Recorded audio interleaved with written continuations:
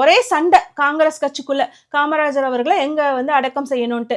நிறைய பேர் என்ன சொல்றாங்க அப்படின்னா, அவருடைய காங்கிரஸ் ஆபீஸ் இருக்கு இல்லையா, அதற்குள்ள வந்து இருக்கிற இடத்துல வந்து அடக்கம் பண்ணோம் அப்படிலாம் பண்றாங்க. இதை கேள்விப்பட்டு நம்மளுடைய கலைஞர் அவர்கள் வந்து இல்ல இல்ல, அவர் வந்து ஒரு காந்தியின் சிஷ்ய பிள்ளையாகவே வந்து இருந்தாரு, அதனால காந்தி மண்டபம் இருக்கு இல்லையா, அதுக்கு அருகிலேயே வந்து இவருக்கு அடக்கம் செய்து இங்க காமராஜருக்கும் ஒரு மண்டபம் எழுப்ப வேண்டும் அப்படின்னு சொல்லிட்டு கலைஞர் அவர்கள் சொல்றாரு. சொன்ன உடனே காங்கிரஸ்காரங்களும் ஏத்துக்கிறாங்க.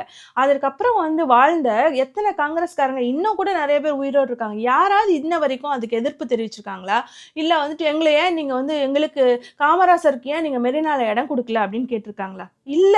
இது தேவையில்லாத பேச்சை. ஏன்னா இவருக்கு தன்னோட சாதனைகளை சொல்லி ஓட்டு கேட்க அங்க ஒன்றும் இல்லை, துப்பில்ல திராணி இல்லை அப்படிங்கிறதுக்காக என்னத்தனத்தையோமே குருமூர்த்தி வந்து சீமானுக்கு எழுதி கொடுக்குற மாதிரி எழுதி கொடுத்துருக்காங்க போல, அதை தூக்கிட்டு வந்திருக்காங்க.